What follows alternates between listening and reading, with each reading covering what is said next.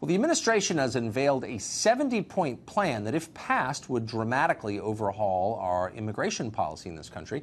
The plan calls for building a border barrier, a wall, making deportations easier, particularly of criminal aliens, and creating a new system of legal immigration that prioritizes people with skills rather than just letting in extended family members on the basis of blood ties.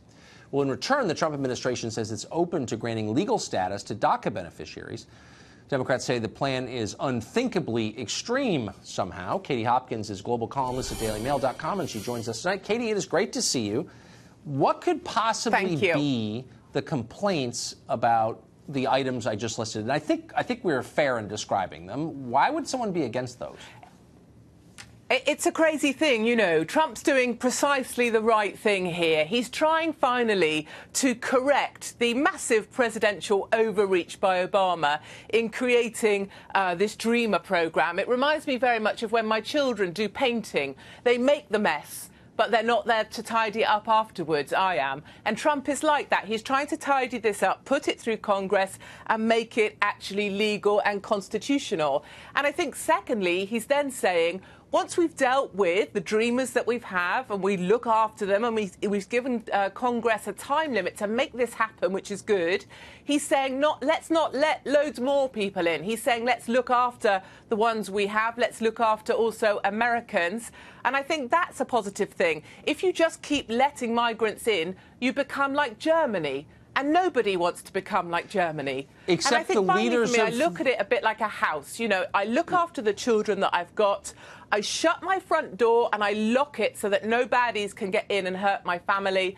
And then I also check my house out to check that none of my daughters have secreted any naughty boys in my kitchen, and I get them out as well. That's what Trump is delivering. And the Democrats cannot possibly be arguing for it, because otherwise they're going to lose the opportunity to protect the dreamers that they so want to protect.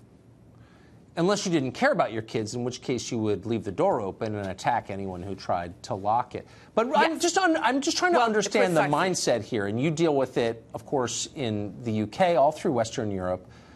Your leaders want open borders. They resist any attempt to tighten up immigration. Why? What's the motive? It doesn't help the economy. What's the motive exactly?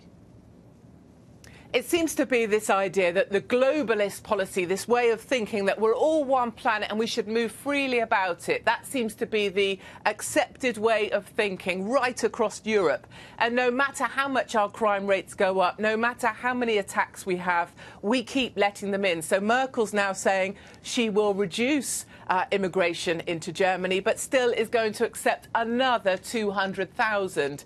And we've just had a court case here where a lady has had all her children here. She doesn't have a right to be here. Her children are in school, and therefore she qualifies for all our benefits, and we have to find her a new house to put her 7 children in.